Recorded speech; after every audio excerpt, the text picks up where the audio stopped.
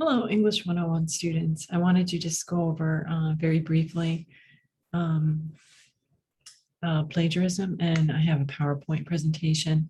So I will bring that up and share screen with you and just go over it. I will be posted on Canvas, so you can return to it yourselves if you'd like to. Okay, so here it is. So plagiarism, what is it? Why is it a problem? How can we avoid it? So what do you know about plagiarism? Chances are you fall into one of these categories where you've never heard of plagiarism before. Believe it or not, it's actually a cultural thing. So we call it plagiarism, but in some cultures, to borrow others' words and, um, you know, just in a natural way without any kind of citation or giving the author credit is admissible. So it's a fine. It's okay. It's like an honor to borrow their words. But you can look that up if you like. I'm not going to go into it too much. So if you're one of those people, then it's like a cultural thing for you, and you didn't have an awareness of how we treat plagiarism and what it is in our particular country and how we view it, then hopefully this will be helpful for you. You maybe have heard a little bit about it, but you don't understand it completely. So this would be helpful for you. And I've heard, you might have heard it mentioned before, but you never really grasped exactly what it was. And so, or if you have had an issue with it in the past, and maybe it was some years ago, so you don't even remember, or you weren't even sure what you did wrong. So in all those cases, this would be helpful for you. What is plagiarism? So these are this one's funny. The first one, it's an SNL skit, Saturday Night Live. It's a little bit older, but it's pretty funny, where the teacher catches the students. It's a skit. So he catches the students plagiarizing. So it's a really good example of it, and it's funny as well. So I'll let you watch it on your own. And the next one is very informational. It's like 5 minutes, I think, but it just goes through the particulars, which I'm going to cover in the next slide. So, but if you wanted to see the video, and with this, there's also other videos as well that you'll see. So if you didn't like this one as much, or you need more help, you can even just browse through YouTube and see what you can find on your own. So how to avoid it? So one way to avoid plagiarism is to ask yourself, are these my words or the author's words?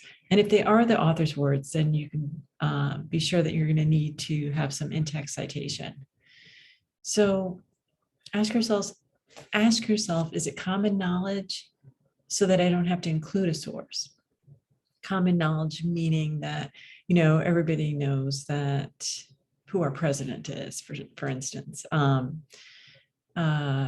And the example I gave you is social media is a popular outlet for teenagers. That's just a common, generally understood statement. So you really don't need to have any kind of citation with that. So if I were to say 75% of teenagers spend more than 5 hours a day on social media. Now I have some evidence and data, which I took from a source. So I need to include the in-text citation, which is the author and the date. If you don't have the author, then you would provide the title of the article. And remember, if there is a page number, there needs to be a page number there as well. And also, if there's no page number, sometimes you can include the paragraph. That's clear enough. Okay, so is it directly from the article, a statement made by the author? So if it's a statement that you're borrowing a quote from the article, that just means that you're taking it exactly the way it is in the article. Then it needs to be in quotation marks. So the example I give you is, open quotes, the rise of social media has meant that we as a global population are more connected than we have been in the history of time, ever been in the history of time, close quotes. This is, the author is Burr, the date is 2019. In this case, there is a page, so page 2. And then as you see, we have the parentheses, and the period goes after the parentheses. And the next example, you want to ask yourself, if I paraphrased and used my own words, did I include the source? So even if you put the author's words into your own words, it's still the author's ideas. So you have to include an in-text citation. Example, according to Burr, the use of social media has connected us more than ever before in history. And then, okay, so here, what happened is this particular workshop was created for, for on-ground audience. And so this was kind of a quiz. So there were errors all throughout, and I tweaked it, but I obviously missed that one. So this period should go after the parentheses. This is a common error. I see it all the time. So in this case, I took Burr's ideas and I put it into my own words. So I still have to have the citation. And more examples here are, this is an article from the Hartford Courant, Frank Harris III. He's a columnist and he wrote this 2019. If you want to check it out, I actually have a link to it in this PowerPoint. It's a really great article. So as Harris states, we are wounded as a nation. As you can see, I took, that isn't exactly the way he said it, so I rephrased it, so I don't have to put that in quotation marks, but the next part I do. So we bleed from the holes of truth that we once professed to be self-evident, close quotes. I have Harris's name and the date because that's a quote from him, so I need a citation. Next example, Harris makes a solid point when he insists we are too patient with President Trump when he has, and now I include the quote from the article, open quote, shot holes into the heart of truth, close quotes. Harris, 2019. So as you can see, what I'm doing is I'm using some paraphrasing and mixing it with direct quotes. In this case, I'm using my own interpretation of the article in the first part of this statement, the second one, but then I use a direct quote. So I need the in-text citation here, okay? In the third example, President Trump, according to Harris, has, and here again, I'm giving a quote, direct quote, it's taken right from the article. As you can see, there's 3 ellipses here. I think it's 3. I think I might have put 4. No, that's 3. So that just means that there's information that I left out. It's a way that you can just take what you need from a quote instead of putting just the relevant information. You don't have to put the statements very long. Then I recommend that you do it this way. And again, I need the in-text citation because we have a direct quote. Now this is not his words. I'm just presenting, I'm introducing the quote. It's important to remember that you want to introduce a quote properly. And so you give a little pre-information about it. There should be some, the quote shouldn't just be there without any kind of framing. There should be, so the pre-information coming before the quote, and then after the quote, there should be some elaboration. Okay, some commentary about it. And I see that where sometimes a student will just include a quote and then just move on to the next topic and switch gears. So you don't want to do that. You want to integrate it into whatever the topic sentence is, whatever, the topic that you're talking about. And then the next example, we need to impeach the president because we have a president who has continually defied the law and admires dictators. Okay, so that actually sounds like it would have been in your own opinion, but what I did is I paraphrased. So I took, this is still Harris's idea, but I just took it and rephrased it and put it into my own words, okay? So I still need that in-text citation. This isn't what I said, it's what Harris said. So, and then the last one, Democrats are concerned about the impact of impeachment, how it might create a more divisive climate. Now, that's my idea. So I don't need an in-text citation. The point is, when you have your topic, you should definitely be able to speak in your own voice based on what you've read, firsthand experiences.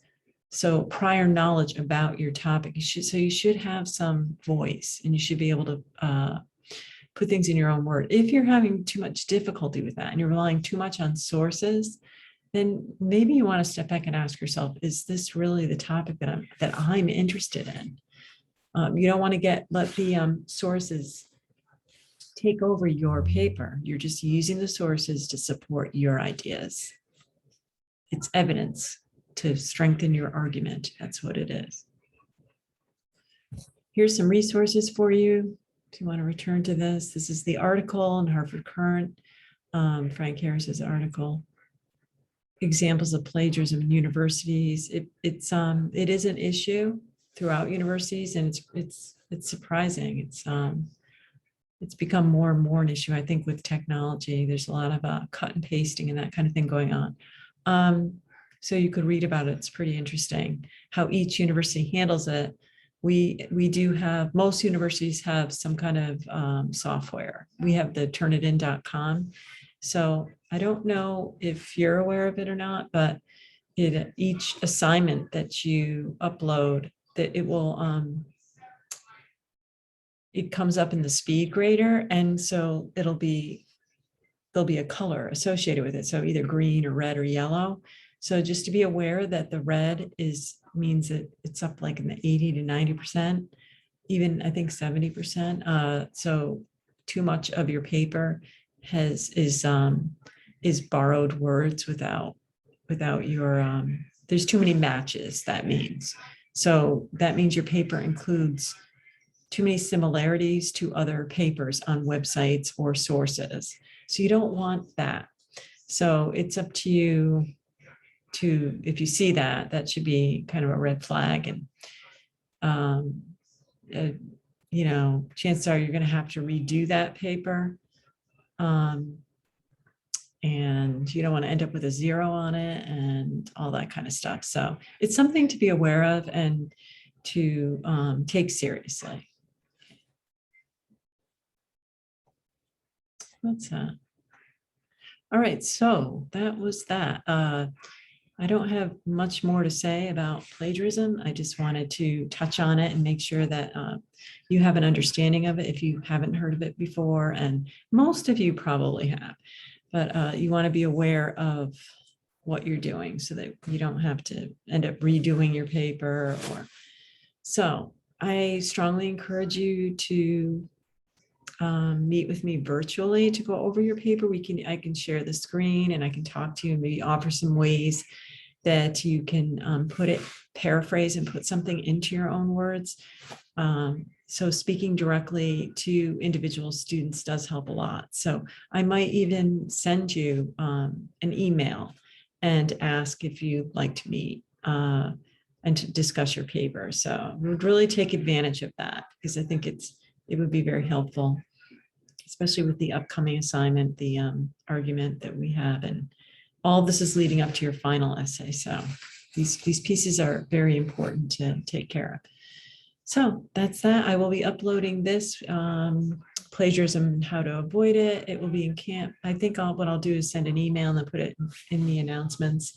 And I'll be doing a second video, and that one is the argument. So the argument will be based on module 3 and the ways to take a stance and to persuade your reader using particular strategies and techniques. And we'll talk about that.